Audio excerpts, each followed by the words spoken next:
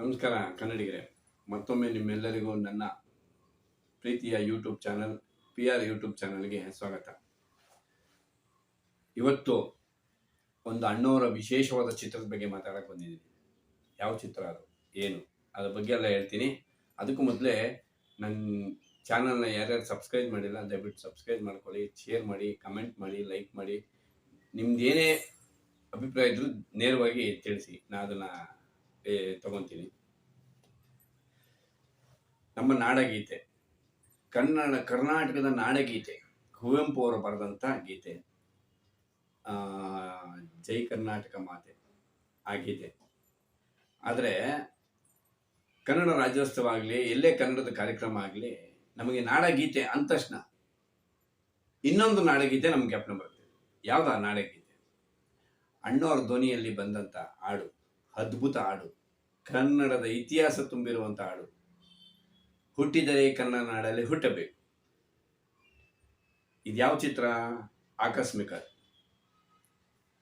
ಆಕಸ್ಮಿಕ ಚಿತ್ರ ಬಿಡುಗಡೆಯಾಗಿ ಇವತ್ತಿಗೆ 32 ವರ್ಷಗಳು. 22ನೇ ತಾರೀಕು 4ನೇ ತಿಂಗಳು 1993ರಲ್ಲಿ ಈ ಚಿತ್ರ ಬಿಡುಗಡೆ ಆಯಿತು. ಇವತ್ತಿಗೆ 32 ವರ್ಷಗಳು ತುಂಬಿತು.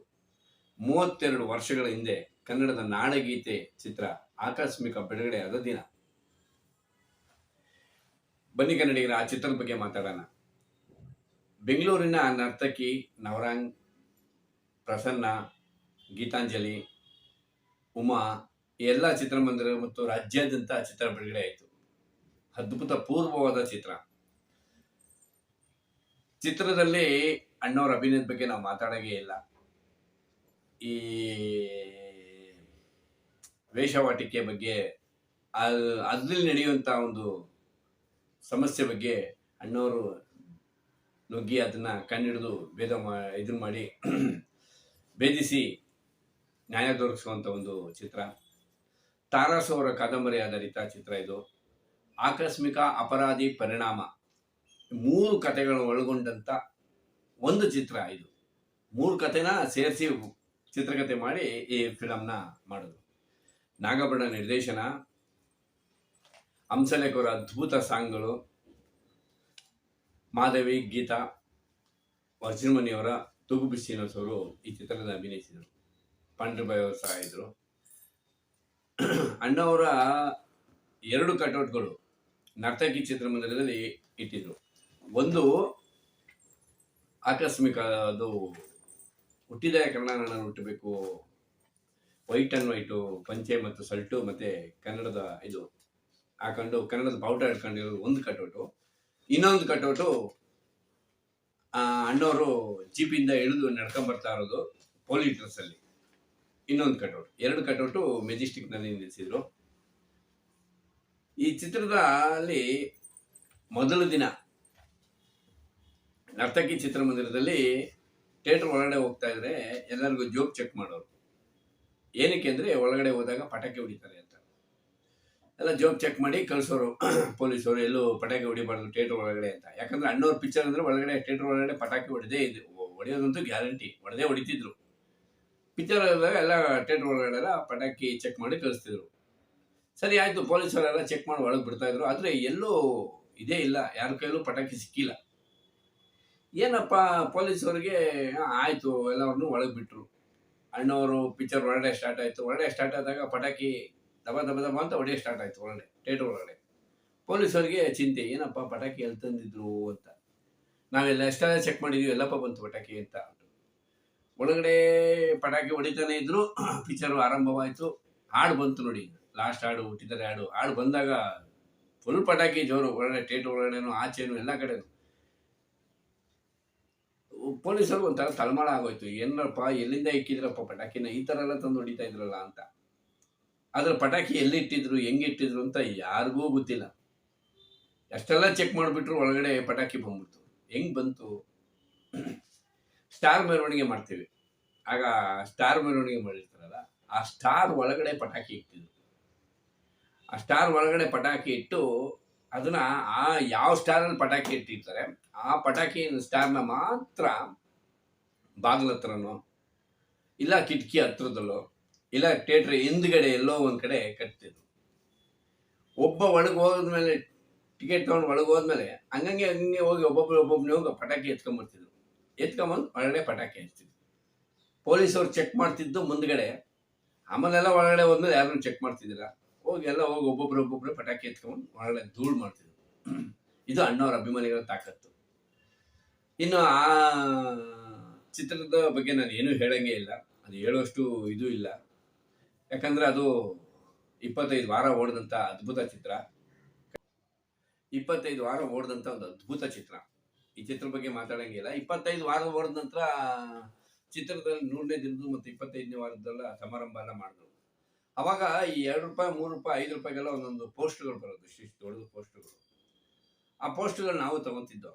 ಆಗ ಮತ್ತೆ ಅಣ್ಣವ್ರ ಆಫೀಸಲ್ಲೂ ಕೆಲವು ಪೋಸ್ಟ್ಗಳೆಲ್ಲ ಕೊಡೋರು ನಮಗೆ. ನಾವು ಹೋದಾಗ ಅಲ್ಲಿ ಹೋಗಿ ಈಸ್ಕೊಂಡ್ಬರ್ತಿದ್ದೋ ಪೋಸ್ಟ್ಗಳು. ಅದೇ ಥರ ನಾನು ಒಂದ್ಸಲ ಹೋದಾಗ ಅಲ್ಲಿ ನನಗೊಂದು ಪೋಸ್ಟರ್ ಕೊಟ್ಟಿದ್ರು ಅಣ್ಣವ್ರದ್ದು, 25ನೇ ವಾರದ್ದು. ಅಣ್ಣವರು ಈ ಥರ ಬಗ್ಬಿಟ್ಟು ಹಿಂಗಿರೋದು, ಅದ್ರ ಕೆಳಗಡೆ ಮೇಲೆ ಗಡಿಯ ಇದು ಪೋಸ್ಟರ್ ಕೊಟ್ಟಿದ್ರು. ಆ ಒಂಥರ ದಪ್ಪದು ಸೀಟಲ್ಲಿ ನನಗೆ ಪೋಸ್ಟರ್ ಕೊಟ್ಟಿದ್ರು. ನಾನು ಆ ಪೋಸ್ಟರ್ನ ತಗೊಂಡ್ಬಂದಿದ್ದೆ. ಸುಮಾರು ಒಂದಿಷ್ಟು ಉದ್ದ ಇತ್ತು. ತಂದು ಮನೆಯಲ್ಲೇ ಒಂದು ವಾರ ಇಟ್ಟಿದ್ದೆ. ಈ 25ನೇ ವಾರದ ಪೋಸ್ಟರ್ ಏನು ಮಾಡೋಣ ಅಂತ ಯೋಚನೆ ಮಾಡ್ತಿದ್ದಾಗ ನನಗೊಂದು ಐಡಿಯಾ ಬಂತು. ಇದನ್ನ ಲ್ಯಾಮಿನೇಷನ್ ಮಾಡಿಸ್ಬಿಟ್ಟು ಇದಕ್ಕೊಂದು ಗಡಿಯಾರ ಹಾಕಿ ಇಟ್ಬಿಡೋಣ ಅಂತ ಅಂದ್ಬಿಟ್ಟು ನಾನು ಯೋಚನೆ ಮಾಡಿದೆ. ಸರಿ ಆಯಿತು ಅಂತ ಯೋಚನೆ ಮಾಡಿಬಿಟ್ಟು ಆಯಿತು ಮಾಡೋಣ ಅಂದ್ಬಿಟ್ಟು ಮಾಡಿಸ್ದೆ ಅಂತ. ಅದು ಮಾಡಿಸಿದ್ದೀನಿ. ಈಗಲೂ ಅದು ನನ್ನ ಹತ್ರ ಇದೆ.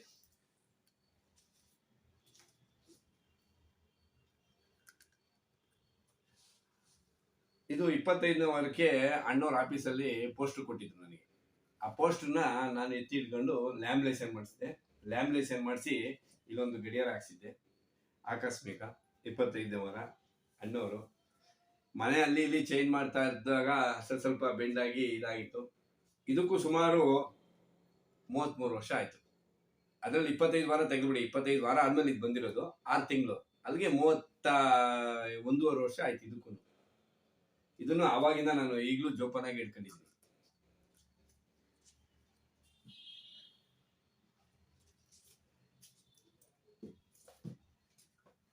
ಈ ಆಕಸ್ಮಿಕ ಬರಕ್ ಮೊದ್ಲೇನೆ ಜೀವನ ಚಿತ್ರ ಪಿಕ್ಚರ್ ಓಡ್ತಾ ಇರ್ಬೇಕಾದ್ರೆ ಆಕಸ್ಮಿಕ ಡೇಟ್ ಅನೌನ್ಸ್ ಆಗಿತ್ತು, ಬರುತ್ತೆ ಅತಿ ಶೀಘ್ರದಲ್ಲಿ ಅಂತ.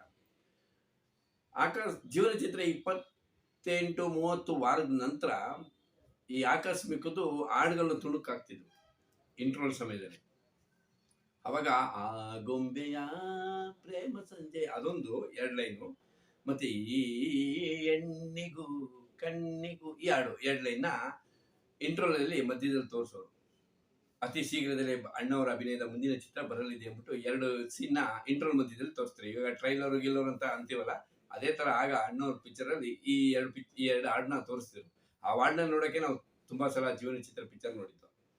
ಅದಂತ ಹಾಗೆ ತೋರಿಸ್ತಾ ಆಕಸ್ಮಿಕ ಅಂತ ಹಿಂಗೆ ಬರೋದು. ಅವಾಗ ಹಿಂದೆ ಬ್ಯಾಕ್ ಗ್ರೌಂಡ್ ವಾಯ್ಸಲ್ಲಿ ಹುಟ್ಟಿದರೆ ಕನ್ನಡ ನಾಡಲ್ಲಿ ಅಂತ ಬರೋದು. ಆಗಲೇ ನಮ್ಗೊಂಥರ ಜೋಶು, ಈ ಹಾಡು ಯಾವ ಥರ ಚಿತ್ರೀಕರಣ ಮಾಡಿರ್ತಾರೆ, ಯಾವ ಥರ ಚಿತ್ರೀಕರಣ ಮಾಡಿರ್ತಾರೆ ಅಂತ. ಈ ಹಾಡಿನ ಚಿತ್ರೀಕರಣದ ಬಗ್ಗೆ ಒಂದು ಹೇಳ್ತೀನಿ ಕೇಳಿ. 93ರಲ್ಲಿ ಹಾಡು ಚಿತ್ರೀಕರಣ ಮಾಡಿದ್ದು, ಹುಬ್ಳಿಯಲ್ಲಿ ಮಾಡಿದ್ವಿ ಹಾಡು ಚಿತ್ರೀಕರಣ, ಚೆನ್ನಮ್ಮನ ಸರ್ಕಲಲ್ಲಿ. ಆ ಚೆನ್ನಮ್ಮನ ಸರ್ಕಲ್ಗೆ 9 ರಸ್ತೆಗಳು ಬಂದು ಕೂಡುತ್ತೆ. ಅದರಲ್ಲಿ 4 ಹೈವೇ ರಸ್ತೆಗಳೇನೋ ಬರುತ್ತಂತೆ. ನಾನು ನೋಡಿಲ್ಲ, ಹೇಳಿದ್ದು ಮಾಹಿತಿ ಪ್ರಕಾರ 9 ರಸ್ತೆ ಆ ಚೆನ್ನಮ್ಮನ ಸರ್ಕಲ್ಗೆ ಬಂದು ಕೂಡುತ್ತಂತೆ. ಇಂದಿರಾ ಗಾಂಧಿ ಅವರು ಒಂದ್ಸಲ ಆ ಜಾಗಕ್ಕೆ ಬಂದಿದ್ದಾಗ ಅದರಲ್ಲಿ ಬರೀ 1-2-3 ರಸ್ತೆ ಮಾತ್ರ ಬಂದ್ ಮಾಡಿದ್ರಂತೆ. ಅವ್ರು ಬಂದು ಚುನಾವಣೆ ಪ್ರಚಾರಕ್ಕೆ ಬಂದಾಗ ಅಲ್ಲಿ ಬಂದು 2-3 ರಸ್ತೆ ಬಂದ್ ಮಾಡಿದ್ರು. ಅವ್ರು ಬಂದು ಮಾತಾಡ್ಬಿಟ್ಟು ಹೋದ್ರಂತೆ. ಆದ್ರೆ ಅಣ್ಣವರು ಈ ಹಾಡು ಚಿತ್ರೀಕರಣ ಮಾಡ್ಬೇಕಾದ್ರೆ ಬಂದಾಗ ಆ 9 ರಸ್ತೆ ಇದೆ ನೋಡಿ, ಆ 9 ರಸ್ತೆನೂ ಬಂದ್ ಮಾಡಿದ್ರಂತೆ. ಅಂದ್ರೆ ಅಷ್ಟು ಜನಸಾಗರ ಈ ಹಾಡನ್ನ ನೋಡಕ್ಕೆ, ಅಣ್ಣವ್ರನ್ನ ಹಾಡು ನೋಡಕ್ಕೆ ಅಷ್ಟು ಜನಸಾಗರ. 9 ರಸ್ತೆನೂ ಸಹ ಬಂದ್ ಮಾಡಿದ್ರಂತೆ. ನೋಡಿ ಹೇಗಿದೆ ಅಣ್ಣವರಿದು. ಬನ್ನಿ ಸ್ನೇಹಿತರೆ, ಹೀಗೆ ಅಣ್ಣವರ ವಿಶೇಷವಾದಂಥ ಮಾಹಿತಿಗಳನ್ನ ನಾನು ನಿಮ್ಗೆ ಹಾಕ್ತಾ ಇರ್ತೀನಿ. ಇನ್ನೇನು ನಾಳೆ ಎಲ್ಲ ನಾಡಿದ್ದು ಆರಾಧ್ಯ ದೇವನ ಹುಟ್ಟುಹಬ್ಬ, ಅವತ್ತು ಇನ್ನೂ ವಿಶೇಷಗಳನ್ನ ಹಾಕ್ತಾ ಇರ್ತೀನಿ. ಮತ್ತು ನಮ್ಮ ಸಂಘದಿಂದನೂ ಅವತ್ತು ಅಣ್ಣವರ ಹುಟ್ಟುಹಬ್ಬದ ಮಲ್ಲೇಶ್ವರಂ 13ನೇ ರಸ್ತೆಯಲ್ಲಿ ಇರುವಂಥ ಕರ್ನಾಟಕ ರತ್ನ ಡಾಕ್ಟರ್ ರಾಜ್ಕುಮಾರ್ ಅಭಿಮಾನಿಗಳ ಸಂಘದ ವತಿಯಿಂದ ನಾವು ಅವತ್ತು ಅಣ್ಣವ್ರ ಹುಟ್ಟುಹಬ್ಬ ಮಾಡಿ ಅನ್ನದಾನ ಎಲ್ಲ ಮಾಡ್ತಾ ಇದ್ದೀವಿ. ಬನ್ನಿ, ಹೀಗೆ ನಾನು ಕನ್ನಡದ ಮತ್ತು ಅಣ್ಣವ್ರ ಬಗ್ಗೆ ವಿಶೇಷ ಮಾಹಿತಿಗಳನ್ನ ಹಾಕ್ತಾ ಇರ್ತೀನಿ. ನನ್ನ ಚಾನಲ್ನ ಸಬ್ಸ್ಕ್ರೈಬ್ ಮಾಡಿ, ಶೇರ್ ಮಾಡಿ, ಕಮೆಂಟ್ ಮಾಡಿ, ಲೈಕ್ ಮಾಡಿ. ಏನೇ ಇದ್ರೂ ನಿಮ್ಮ ಅಭಿಪ್ರಾಯನ ನೇರವಾಗಿ ತಿಳಿಸಿ. ಸಿರಿಗನ್ನಡಂ ಗೆಲ್ಗೆ, ಸಿರಿಗನ್ನಡಂ ಬಾಳ್ಗೆ. ಜೈ ಕರ್ನಾಟಕ.